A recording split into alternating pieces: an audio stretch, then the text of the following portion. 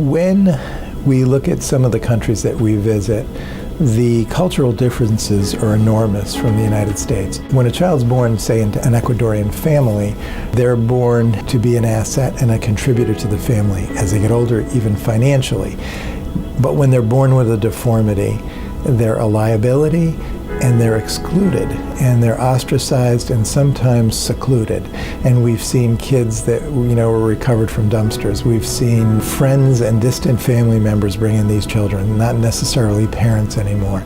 Being born with a deformity that's apparent to the whole world because it's on your face is something that's probably really difficult to live with as a kid, especially in a place where they don't have the resources and the availability to get this treated. So I think that to be able to have a group of folks that come in from another country and help change the appearance of somebody in a positive manner that's that dramatic and that obvious to the world is a profound change for a child.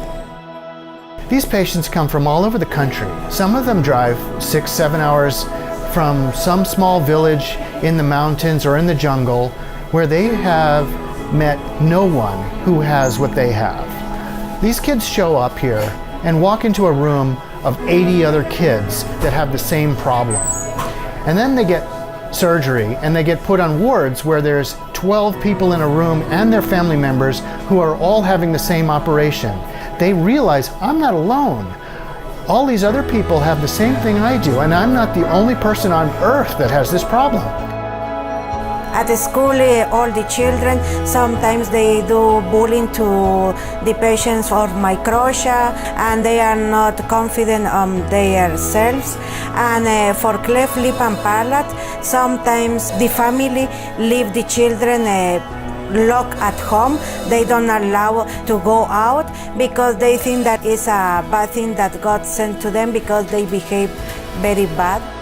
Para mí, gracias a Dios, va, que existió, primero Dios, va, y a ustedes, va, que operaron a la nena, va.